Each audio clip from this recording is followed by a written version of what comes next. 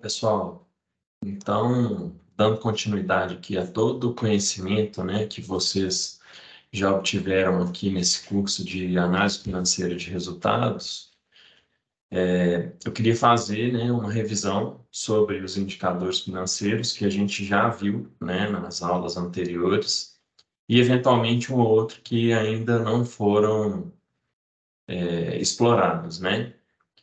Então, estou projetando aqui na minha tela a nossa DRE, né, que a gente acompanha mensalmente com todos os departamentos. Aqui eu estou colocando no filtro o grupo JGV como um todo, né? Estamos no ano de 2023 com o resultado fechado até maio, né? Então, aqui a gente tem o acumulado do realizado e o acumulado do orçado, né? A gente tem a DRE começando aqui pela receita líquida, passando pelo lucro bruto, resultado operacional, né, que é o EBITDA, até chegar ao resultado líquido, né, após a apuração do imposto de renda. Depois, na nossa estrutura, a gente vem com as contas do capital de giro operacional, o cálculo do custo de capital, que vai ser deduzido, né, daquele resultado após o imposto de renda e contribuição social, né? Chegando num lucro líquido final que a gente apura e depois a gente calcula a taxa de retorno sobre o CGO, né? Que é o capital de giro operacional. Bom, depois a gente traz novamente aqui as contas de capital de giro operacional, só que finais, né? A situação final de cada mês, de estoque, de contas a receber, contas a pagar e adiantamento de cliente, né? Para o cálculo da taxa de retorno sobre o capital de giro operacional, a gente usa as contas de capital de giro operacional médio, né? E por fim, aqui na planilha, a gente tem todos os indicadores financeiros que a gente costuma abordar nas nossas reuniões de acompanhamento dos resultados financeiros dos setores, né? E, bom, então eu quero passar por todos eles, tá? Eu organizei essa DRE aqui dentro de uma apresentação, então eu vou migrar aqui minha tela para essa apresentação, bem? Tá? Bom, então os indicadores financeiros, né? Novamente, retomando aqui, a gente tem a DRE, aí, deixa eu colocar um apontador laser, só um momento. Bom, então aqui eu estou exibindo os meses de abril, maio e o acumulado, né?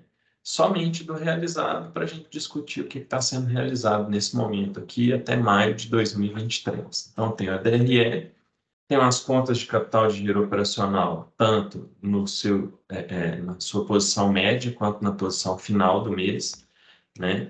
E lá no fim a gente vai revisar todos os indicadores, né? Que são, nós vamos ver aqui, né? As margens bruta, margem EBITDA e margem líquida, né? Vamos olhar também para a margem de contribuição e o ponto de equilíbrio, tá? Vamos olhar para o capital de giro operacional, né? Mais uma vez, isso aqui é uma aula de revisão. Vamos olhar para o giro de vendas, para a variação de caixa, para o ciclo financeiro e para a cobertura de estoque e para o giro de estoque, tá ok? Então, começando aqui com as margens brutas, com as margens, né? Iniciando pela margem bruta, a gente tem que o lucro bruto é a receita líquida menos os impostos, menos o custo do produto vendido, ou o custo do serviço prestado, se for o departamento de serviços, né? Então, a gente tem que o lucro bruto acumulado é 261 milhões de receita líquida, menos 15 milhões de impostos, menos 183 milhões de custo, tá? Dando um lucro bruto aí de 61 milhões 874. Vou migrar aqui para a nossa DRE, então o lucro bruto 61 milhões 876, tá? A margem bruta, então, representa, né, o percentual desse lucro bruto em comparação com a receita líquida. Quer dizer, o lucro bruto dividido pela receita líquida. Então, a gente pega esses 61 milhões e divide pelos 261 de receita líquida. Isso dá uma margem bruta de 23,67%. Novamente, aqui na nossa DRE, né? Então, quando a gente fala de números percentuais, a gente fala de margem, ou seja, o lucro bruto vira margem bruta, né? O resultado operacional, que também a gente chama de EBITDA, ele vira margem EBITDA, se a gente olhar para o percentual, tá? Então, a margem EBITDA, né? Primeiro a gente calcula o EBITDA, que é o lucro bruto, que a gente calculou logo acima, menos as despesas fixas, menos as despesas variáveis, menos as despesas administrativas. Ou seja, a partir do lucro bruto, a gente deduz todas as despesas relacionadas à operação. Por isso que a gente chama de lucro operacional, né? Que são diretamente relacionadas à operação. Então, o EBITDA acumulado nesse período é os 61 milhões de lucro bruto, menos 9 milhões de despesas fixas, menos 12 milhões de despesas variáveis, menos 8 milhões de despesas administrativas, né? Resultando aqui em 32 milhões e 43 mil reais de EBITDA, que está exatamente aqui nessa linha 14, 32 milhões e 43 mil, o que resulta aqui em uma margem EBITDA de 12,26%, ou seja, da nossa receita líquida, né, de tudo que a gente faturou depois das devoluções, sobra como resultado operacional 12%. Né? Então, a margem EBITDA é o EBITDA monetário, né, em reais, dividido pela receita líquida. 32 milhões dividido pelos 261 milhões da receita líquida. Está dando 12,26%. E aí a margem líquida, né, que é aquela última linha, após o imposto de renda e contribuição social, a gente calcula o lucro líquido. A partir do EBITDA, né, a gente deduz as despesas financeiras, soma receitas financeiras e soma eventuais outras receitas e depois subtrai o imposto de renda, que é 34% desse lucro antes do imposto de renda, tá? Então, 32 milhões de EBITDA, menos 147 mil de despesas financeiras, mais 2 milhões de receitas financeiras, mais 2 milhões de outras receitas, menos 12 milhões de imposto de renda, que é 34% desse resultado, a gente vai ter um lucro líquido acumulado no período de 24 milhões. Né? Novamente, olhando aqui para o lucro líquido apurado, né? Que ainda é antes do custo de capital, 24 milhões 239. Tá? Quer dizer, se a gente for falar em margem líquida, a gente pega esse lucro líquido de 24 milhões, divide pelos 261 milhões de receita líquida e chega a uma margem líquida de 9,27%, que está exatamente aqui onde eu estou apontando, certo? E aí, bom, a gente apura o custo de capital para depois apurar a margem líquida, né, após o custo de capital, que é esse lucro final, né? Então, a margem líquida após o custo de capital é esse lucro líquido, que a gente calculou acima, menos o custo de capital, tudo isso dividido pela receita líquida, ou seja, 24 milhões menos o custo de capital de 10 milhões 964, deixa eu exibir aqui, o custo de capital dá 10 milhões 964, dividido pelos 261 milhões da receita líquida. Então, a gente tem uma margem líquida apurada final de 5,08%. Tá? Quer dizer, todos esses indicadores de margem, eles representam a lucratividade da empresa. Né? Quer dizer, o quanto esses lucros, né, esses resultados que a gente entrega para a empresa representam em comparação com o nível de receita que a empresa está fazendo, né, que o seu departamento está fazendo. Tá? Vamos falar aqui, então, agora de margem de contribuição, né? A margem de contribuição é a quantia de dinheiro que sobra da receita após retirar gastos variáveis e despesas variáveis, né? Ela representa o percentual que o valor das vendas contribui para o pagamento das despesas fixas e o quanto representa na geração de lucro, né? Ela mostra quais são os serviços ou quais são os produtos que geram maior margem no negócio, né? E aí calcular a margem de contribuição é importante para identificar qual parte dos recursos gerados são necessários para pagar as despesas fixas e ainda ter dinheiro em caixa, tá bom? Então, a margem de contribuição monetária, né, valor em reais, a gente pega a receita líquida, menos impostos, menos custo do produto vendido ou custo do serviço prestado, né, menos as despesas variáveis. Quer dizer, a gente tira tudo que é variável da receita líquida. A gente pega 261 milhões da nossa receita líquida, menos 15 milhões de impostos, menos 183 milhões do custo, menos 12 milhões de despesas variáveis.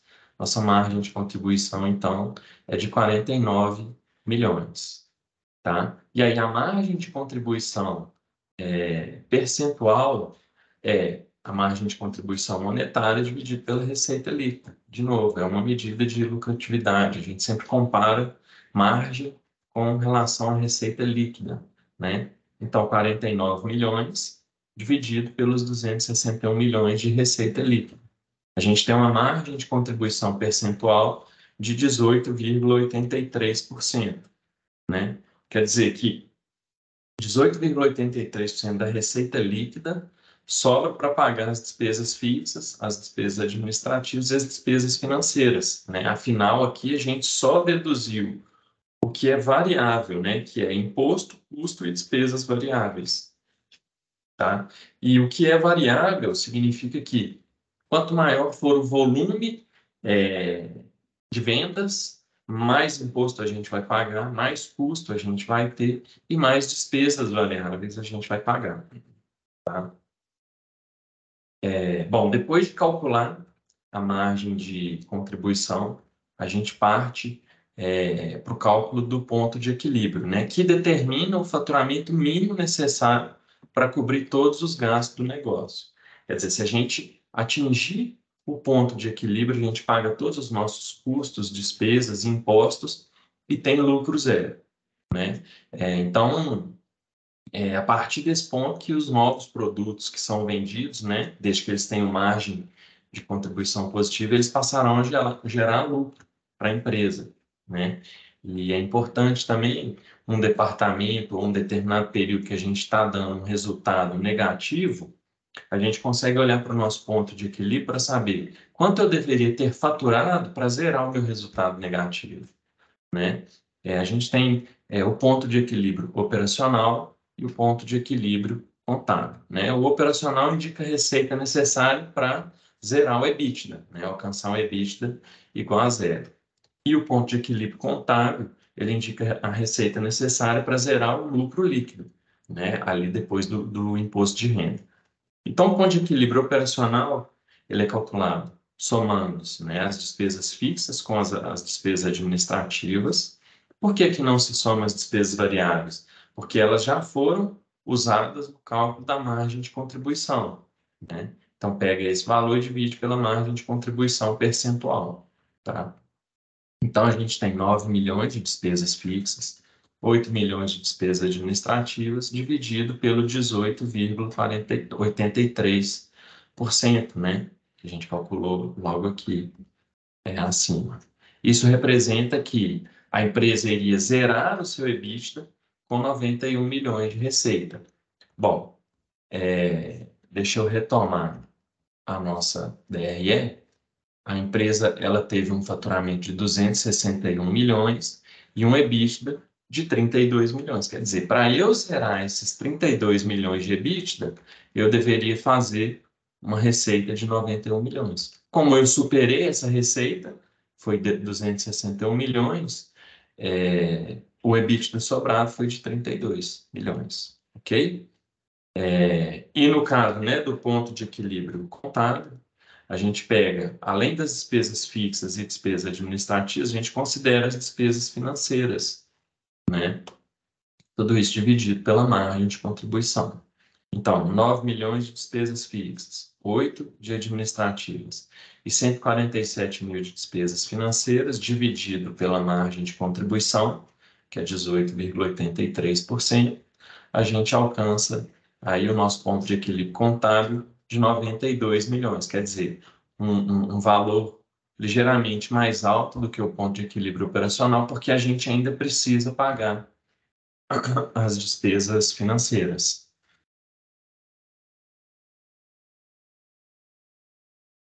Ok? Bom, então aqui eu trouxe, né,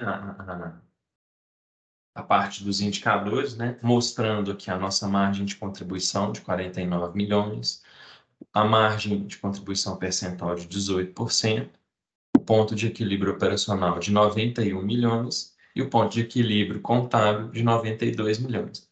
A gente tem esse outro ponto de equilíbrio aqui, que ele é um cálculo, ele é matemático, né? É uma aproximação para a gente atingir o ponto de equilíbrio após o custo de capital. Tá um número muito aproximado para falar assim, depois de pagar todas aquelas despesas, né? Despesas variáveis, despesas fixas, administrativas e despesas financeiras, eu ainda tenho que pagar o custo de capital. E aí, quanto que eu preciso faturar para zerar? Nesse caso aqui, a simulação deu de 181 milhões, ok? A gente vai retomar, né, o cálculo do custo de capital, vamos fazer essa revisão, já vimos em etapas anteriores aqui do treinamento de análises financeiras, né? Então, a gente vai retomar, tá? Bom, o cálculo do capital de giro operacional, ele é a soma, né, do estoque, do contas a receber, subtraído pelo contas a pagar e adiantamento de cliente, né? O capital de giro operacional é o capital necessário para a operação funcionar, né, para a operação girar. Por que que estoque e contas a receber entram com sinal positivo e contas a pagar e adiantamento de clientes entram com sinal negativo? Bom, revisando, né? O estoque é um dinheiro parado, a gente compra a mercadoria e deixa ou no pátio, né, sendo uma máquina, ou na prateleira. Então, o investidor tem que colocar um dinheiro na nossa operação e esse dinheiro fica parado. Por isso, ele aumenta o capital de giro necessário para a operação funcionar. O contas a receber, quando a gente vende a prazo para um cliente, a gente já entregou a mercadoria para ele, mas não recebeu a contrapartida, que é o dinheiro, né? Esse dinheiro não entra no caixa. Uma vez que o dinheiro do cliente não entra no caixa, mais uma vez, o investidor tem que colocar esse dinheiro no caixa para que a operação gire, né? Senão a operação para. Agora, o contas a pagar ele tem um sentido contrário. Quer dizer, quando a gente compra com um fornecedor e não paga à vista, a gente tem prazo para fazer o pagamento, né? Então, quer dizer que a gente está trabalhando com o dinheiro do nosso fornecedor. Por isso ele entra subtraindo, ou seja, é um dinheiro que o investidor não precisa colocar no nosso negócio. Na verdade, é como se pudesse retirar essa mesma quantia, né? E adiantamento de clientes, também nesse mesmo sentido, é quando o cliente adianta algum valor para a gente sem ter a contrapartida, né, de levar uma mercadoria para a sua fazenda, né? Então, novamente, a gente trabalhando com dinheiro agora do cliente. Quer dizer, quando a gente trabalha com dinheiro de terceiros, o sinal é negativo, porque representa que o investidor não precisa colocar dinheiro no negócio, tá? Então, se a gente quer reduzir o nosso capital de giro operacional, a gente precisa reduzir os estoques, reduzir o contas a receber, né? Ou seja, vender com menor prazo, precisa aumentar o contas a pagar, ou seja, negociar mais prazo com nossos fornecedores e receber mais adiantamentos de clientes, né? Ou seja, pedir esse adiantamento para o cliente para poder eventualmente segurar uma mercadoria. E aí, bom, não trouxe a conta aqui, né? Mas a gente pode olhar aqui pelo valor médio, capital de giro operacional acumulado, né, de 693 milhões, tá? Isso representa aí um capital de giro operacional médio de 138 milhões, tá? A gente pode olhar aqui que o médio é dividindo esse valor por 5, né? Então, a gente pode olhar aqui no mês de maio que o capital de giro operacional foi de 153 milhões, ou seja, é um capital de giro operacional maior do que a média de 138 milhões, tá? E aí, bom, uma vez que a gente apura o capital de giro operacional, a gente calcula o custo de capital, né? O custo de capital é o custo do dinheiro investido na operação pelo acionista, né? Uma vez que o acionista coloca, o investidor coloca o dinheiro na operação, ele quer ser remunerado por isso, né? E se eventualmente o investidor não tivesse capacidade, né, de investir dinheiro na operação, a gente iria buscar recursos com os bancos, né, com instituições financeiras. E com instituições financeiras, a gente ia ter também esse custo de capital, só que um custo de capital maior. Tá? Uma vez que a gente apura a taxa de juros, né, sobre o capital de giro operacional, é uma taxa subsidiada que é igual à taxa que a indústria nos cobra, né, que é a taxa wholesale, que é 1,58%, né, na data aqui de 31 de maio. Tá? Essa taxa ela varia de acordo com o cenário econômico que a gente está vivendo, de acordo com o nosso rating, né? Com a indústria. Então, a gente é rating A, tem uma taxa menor, que é de 1,58% ao mês. Se a gente fosse rating B ou C, a gente teria uma taxa um pouco maior, né? Que é exatamente a gente pagando pelo risco, tá? E aí, então, o custo de capital acumulado é o somatório do capital de giro operacional médio vezes essa taxa roceiro, que é 1,58%. Ou seja, o capital de giro operacional acumulado, né, somatório dele, é 693 milhões, vezes 1,58%, dá 10 milhões 964 mil de custo de capital. Novamente, vamos trazer aqui o custo de capital, 10 milhões 964, obtido pela multiplicação do 693 milhões vezes 1,58%, ok? Bom, então a gente falou das margens lá em cima, que são medidas de lucratividade, né? Agora vamos falar do retorno sobre o capital de giro operacional, que é uma medida de rentabilidade, tá? É como se fosse a gente pegar o nosso dinheiro, investir em uma aplicação financeira e receber os juros por isso, tá? Bom, então o retorno sobre capital de giro operacional é calculado pelo lucro líquido após o custo de capital dividido pelo somatório do capital de giro operacional. E aqui a gente considera o CGO médio, né? Então, o lucro líquido após o custo de capital é de 13 milhões, dividido pelos 693 milhões de CGO. A gente tem uma taxa de retorno sobre o capital de giro operacional de 1,91%. Tá? E esse 1,91% é usado para cálculo do payback do CGO, né? Que é o tempo de retorno do investimento em mês, né? Então, uma vez que o investidor colocou, desculpe, colocou lá em maio 153 milhões na nossa operação e ele obteve um retorno de 13 milhões acumulados, né?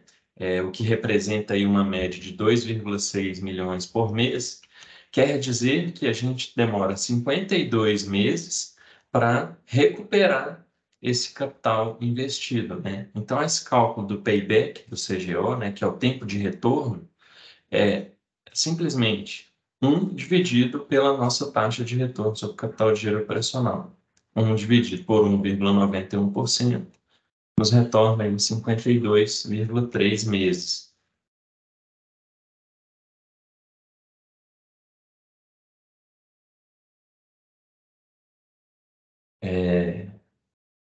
Bom, e aí, quer dizer, a gente tem aqui o cálculo do custo de capital, né, com base no CGO médio e a taxa de retorno de 1,91%, já na parte de indicadores, e o payback do CGO de 52 meses, também na parte de indicadores. Ok? Sempre olhando aqui para o total, o acumulado de janeiro a maio de 2023, né? Bom, então, o giro de vendas, né, ele determina a rapidez com que a empresa conduz as operações, né? E vai indicar quanto do capital de giro operacional a empresa vende em um período definido, tá? Então, como que ele é calculado? Receita líquida dividido pelo somatório do capital de giro operacional médio, tá?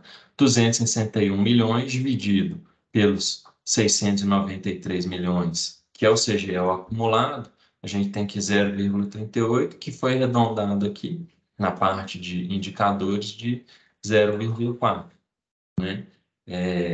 Quer dizer, 40% do nosso capital de giro operacional acumulado a gente obteve em receita nesse mesmo período, tá? Agora, com base, né, na variação do capital de giro operacional, a gente calcula a variação de caixa, né? A variação do capital de giro operacional é só um cálculo intermediário para o cálculo da variação de caixa. Ela indica, né, o crescimento ou decrescimento do CGO no mês que a gente está analisando, né? Então, a variação do CGO final, a gente usa as contas do CGO final, né? A gente vai pegar o CGO do mês e subtrair pelo CGO do mês anterior, ou seja, mês 2 menos mês 1, né? Se a gente for pegar aqui em maio, eu vou pegar o CGO de maio menos o CGO de abril, que é 173 milhões menos 134 milhões. A variação do CGO é de 38 milhões positivo, né? Quer dizer, a gente sai de um CGO de 134, vai para um CGO de 173. Isso aumenta o capital de giro operacional, aumenta a quantidade de dinheiro que o investidor tem que investir na nossa operação. Qual que é o valor? 38 milhões, tá? Isso consome caixa da empresa, ok? Bom, então a gente vê que se o CGO aumentar, indica, né, um consumo de caixa, né? Do contrário, se o CGO diminuir, indica uma liberação de caixa, né? Afinal de contas, se tinha um dinheiro muito grande parado em estoque e esse estoque diminuiu, é como se estivesse liberando caixa para o investidor poder trabalhar esse dinheiro de outras formas, né? Bom, então eu trouxe aqui, né, a variação de CGO entre maio e abril. A gente pode olhar para a variação de CGO acumulada, né, ao longo de todo o ano. Aí a gente tem aqui a variação de dezembro para janeiro, de janeiro para fevereiro, de fevereiro para março, março para abril e abril para maio, que é exatamente o que a gente calculou ali em cima, né? Então, no total aqui do ano de 2023, de janeiro a maio, o capital de giro operacional final aumentou 29 milhões, ou seja, houve um consumo de caixa de 29 milhões que foi alocado aqui no capital de giro operacional, na posição final de mês, né? Então, eu trouxe aqui o CGO final de dezembro de 143 milhões e o CGO final de maio de 173 milhões. É exatamente aí os 29 milhões de diferença, quase 30 milhões, né? 143 para 173, né? Se a gente for olhar assim, no ciclo financeiro da empresa, tudo que se movimenta, né? Ou foi, ou é, ou será caixa em algum momento, tá? Então, por isso a gente considera a variação do capital de giro operacional como uma geração ou consumo de caixa, tá? Então, a variação de caixa, ela vai indicar a geração ou consumo do caixa da operação, né? E aí o caixa é gerado, né? Quando tem lucro após o custo de capital e também quando há redução do capital de giro operacional final, que eu já havia falado anteriormente, né?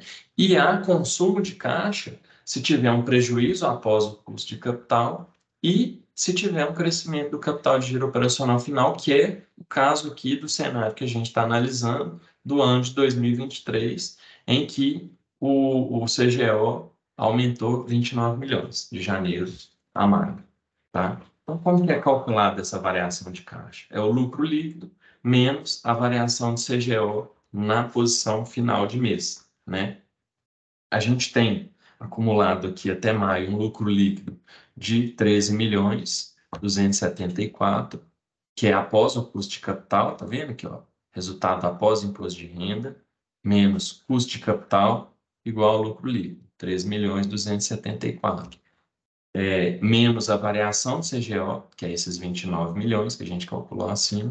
Então, a gente tem um consumo de caixa de 16 milhões. Quer dizer, o lucro que a nossa operação entregou para a empresa não foi suficiente para arcar com o crescimento do capital de giro operacional. Tá? Por isso existe um consumo de caixa. O caixa da empresa teve que trabalhar e diminuiu 16 milhões. Né? O caixa da empresa ou o investidor teve que colocar 16 milhões na operação.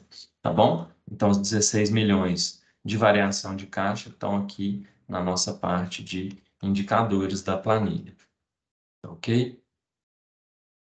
Bom, então, só olhando aqui para a posição final, né, das contas de capital de giro operacional, a gente vê, por exemplo, que de abril para maio houve um aumento do estoque, né, partiu de 143 milhões e foi para 155. Isso é negativo para a geração de caixa, né? Houve uma redução do contas a receber de 115 para 107 milhões. Isso é positivo, porém é menor do que o aumento de estoque, né? A gente vê que o estoque aqui aumentou 12 milhões, mas o contas a receber reduziu 8 milhões, tá?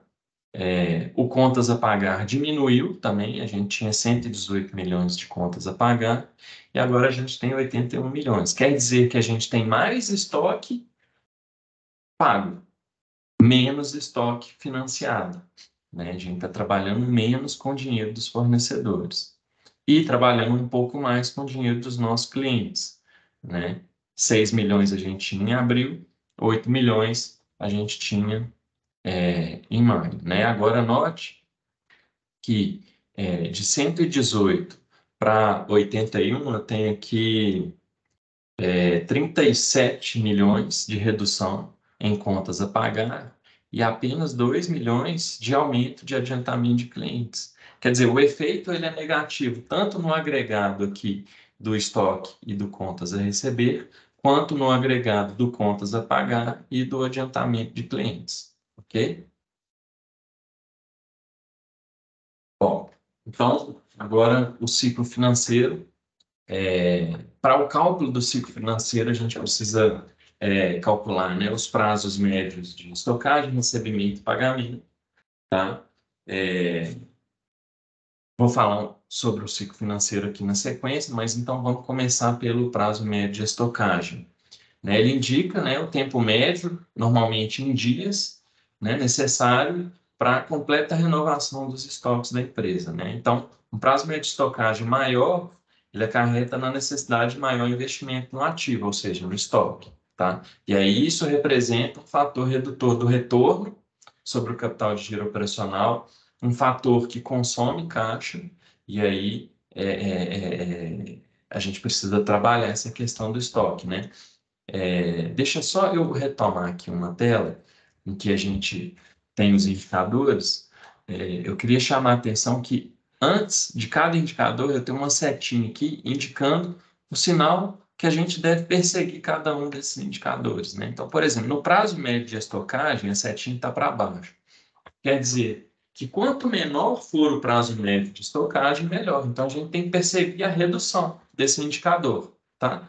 E aí a mesma coisa para os demais. Vou retomar aqui o prazo médio de estocagem. Por isso eu estou dizendo que aumentar o prazo médio de estocagem, ele reduz o nosso retorno. Isso é negativo. Positivo é reduzir o prazo médio de estocagem.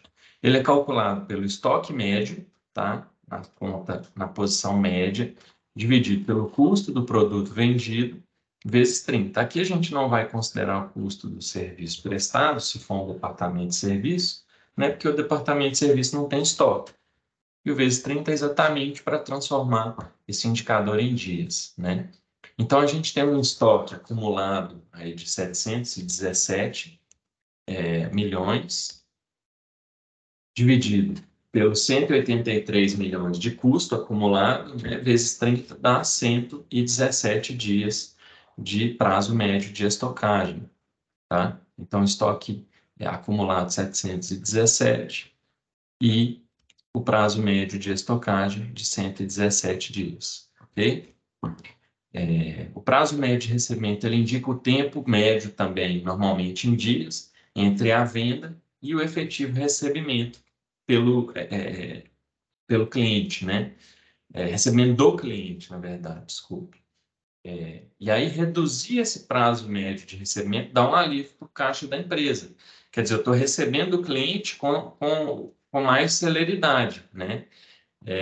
Isso faz com que a data de recebimento fique mais próxima da data de pagamento aos fornecedores. Qual que é o cenário ideal? O cenário ideal é que a gente receba do cliente antes mesmo de ter que pagar o nosso fornecedor, mas nem sempre a gente consegue isso, tá? Então, a gente tem que buscar reduzir ao máximo o prazo médio de recebimento até o limite aceitável para a operação, para não prejudicar o nível de vendas, né? Não prejudicar as negociações com os clientes, tá? E aí o prazo médio de recebimento ele é calculado pelo contas a receber, também na sua posição média do mês, dividido pela receita líquida, vezes 30, tá? Então, a gente tem 439 milhões de contas a receber, aqui 439, dividido pela receita líquida de 261 milhões, que a gente já viu acima, a gente está recebendo dos nossos clientes com uma média, vezes 30, né? Faltou aqui um vezes 30, desculpem. A gente está recebendo aqui uma média de 50 dias, tá? E o prazo médio de pagamento, né, indica o tempo médio em dias que a empresa leva para pagar as compras, né, com as compras a prazo para os fornecedores, né, e aí aumentar o prazo médio de pagamento, desculpem, aqui não é R, é P de pagamento, aumentar o PMP permite à empresa financiar suas necessidades de capital de giro com recurso de terceiros, né, que é do fornecedor. Mas isso só funciona se, se esse parcelamento que o fornecedor nos oferece não tiver encargos que excedam a taxa inflacionária ou as taxas de juros do mercado, né? Mas normalmente quando a gente negocia um parcelamento com um fornecedor, a gente tenta negociar sem adição de juros, né? E se o fornecedor incluir juros, a gente tem que avaliar. Esses juros que está sendo embutido na operação excede a taxa inflacionária ou a taxa de juros do mercado, porque se exceder, é melhor comprar à vista, tá? Onera muito a operação, tá? E aí o prazo médio de pagamento o contas a pagar, né, na posição média do mês, dividido pelo volume de compras, vezes 30. Então, a gente tem um contas a pagar aqui de 426 milhões, dividido pelo compras de 218 milhões, vezes 30, dando aqui 58 dias. Quer dizer, a gente consegue ver aqui que a gente está pagando os nossos fornecedores num prazo maior do que aquele que a gente está recebendo dos nossos clientes. Isso é positivo. Mas eu tenho que chamar a atenção que o prazo médio de estocagem ele está elevado. Quer dizer, a gente está com o estoque inchado, ele fica muito tempo parado na nossa prateleira e demora a sair, tá? Quer dizer, a comparação entre prazo médio de pagamento e prazo médio de recebimento sinaliza que a gente está indo bem, mas que a gente tem que ter um ponto de atenção aqui no prazo médio de estocagem, tá? E aí, né, a combinação desses três prazos médios nos leva ao ciclo financeiro, né, que é o intervalo de tempos, também em dias, né, entre a data em que os fornecedores são pagos até a data em que a empresa recebe pelas vendas realizadas, né? Aqui eu tenho uma figura que traz um esquema que a gente fala assim, bom, nesse caso aqui eu estou recebendo em 50 dias e pagando o fornecedor em 58. Quer dizer que eu recebo do cliente antes de pagar o fornecedor? Não. Por quê? Antes de vender para o cliente, o meu estoque já ficou parado 117 dias. Então, eu tenho prazo de estocagem, mais o prazo médio de recebimento, aqui eu tenho o que a gente chama de ciclo operacional, né? O momento desde a compra da mercadoria até o recebimento, tá? Só que aí eu subtraio o prazo médio de pagamento para achar o ciclo financeiro. É exatamente o que a fórmula diz. Prazo médio de estocagem, mais prazo médio de recebimento, menos prazo médio de pagamento, tá? Então, o ciclo financeiro, na verdade, ele é de 108 dias. Quer dizer que, após eu pagar o meu fornecedor, eu vou receber do meu cliente 108 dias, tá? Tudo por causa do nosso prazo médio de estocagem, né? Se a gente praticar o que a gente chama de venda casada, né? Que é vender uma mercadoria sem ela entrar para o nosso estoque, a gente coloca o pedido do cliente, faz o pedido de compra, recebe a peça ou a máquina e entrega para o cliente, né? Se a gente praticasse essa política em todas as nossas operações, é uma simplificação, mas é só para efeitos didáticos, a gente estaria num cenário muito bacana, porque eu estaria pagando o meu fornecedor daqui a 58 dias, em média, mas já estaria recebendo o cliente daqui a 50 dias. E o meu prazo de estocagem foi 0 dias, né? Mas acontece que a gente tem um estoque inchado que está ficando, na média, 117 dias parado, ou na prateleira, ou no pátio, se for o caso de máquinas.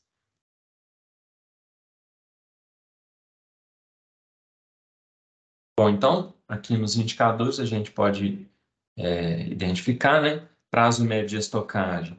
Quanto mais a gente reduzir, melhor. Prazo médio de recebimento. Quanto mais a gente reduzir, melhor. Prazo médio de pagamento. Quanto mais prazo a gente conseguir com os nossos fornecedores, melhor. E o ciclo financeiro, que é a combinação desses três prazos médios, né? Quanto menor for esse ciclo financeiro, melhor, tá? Alcançamos aqui, então, um ciclo financeiro de 108,9 dias, que é exatamente o que está aqui nesse slide. Bom, então agora vamos olhar para a cobertura e para o giro de estoque, né? Que são nossos indicadores finais aqui, né? A cobertura de estoque, ela indica o prazo em meses também, né? Que a empresa consegue atender a demanda do cliente com o material que está disponível no estoque, né? Então, é o tempo que os produtos levam para sair do estoque, né? E aí, o excesso de estoque aumenta os custos de armazenamento, prejudica os níveis de rentabilidade. Quer dizer, a gente tem que buscar uma cobertura de estoque otimizada para a nossa operação, para que a gente não onere a operação com dinheiro parado investido no estoque e também não deixe de atender o cliente, né?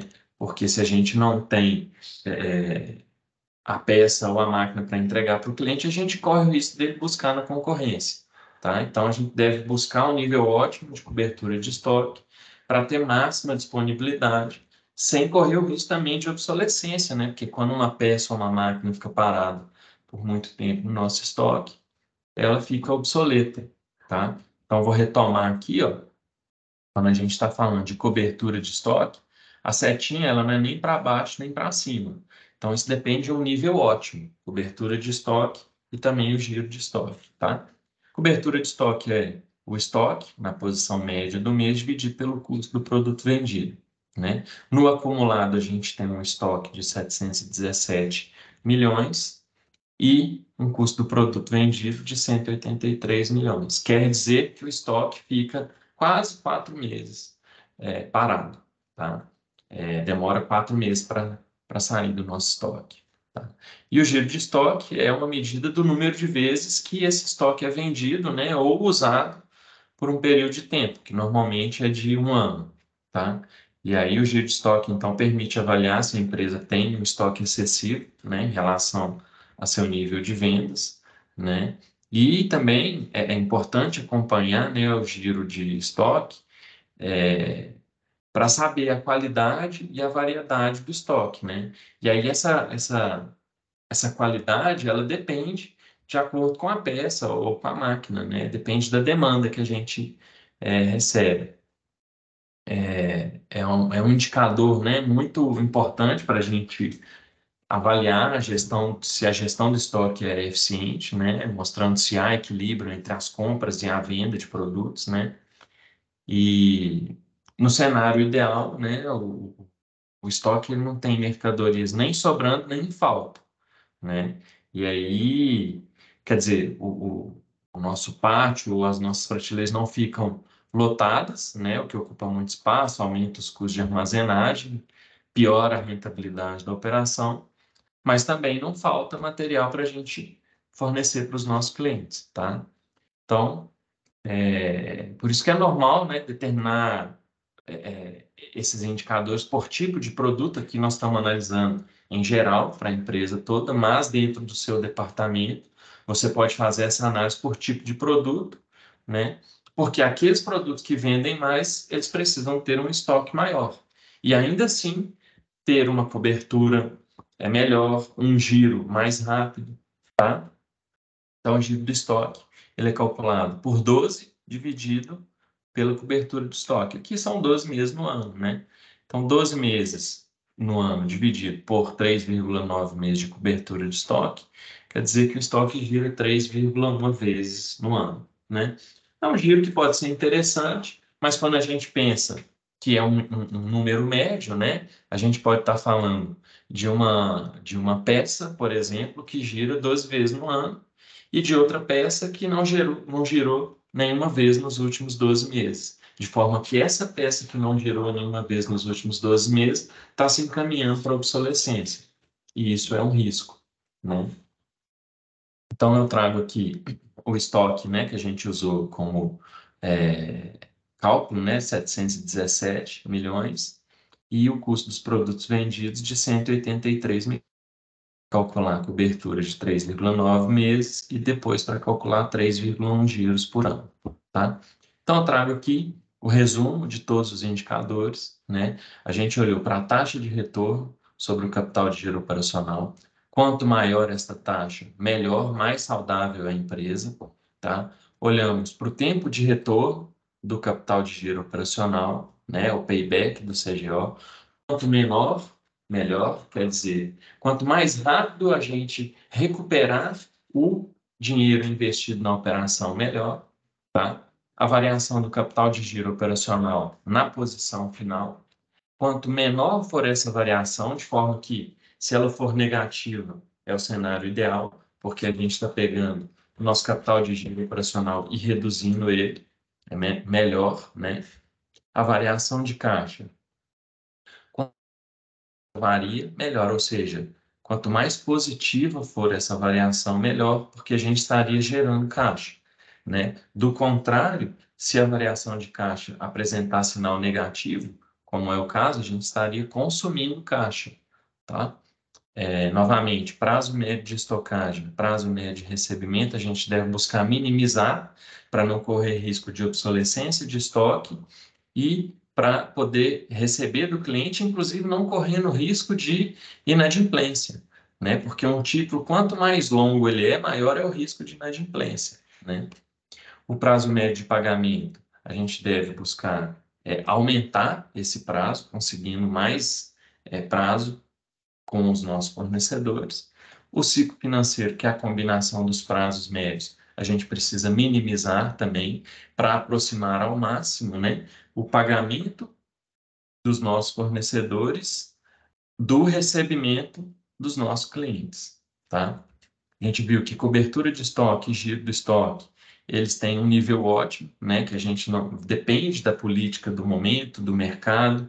A gente não pode dizer que a gente tem que maximizar ou minimizar. A gente tem que sempre buscar um equilíbrio, um nível ótimo, para poder atender os clientes e poder minimizar a chance de obsolescência das peças, né? Ou das máquinas, né?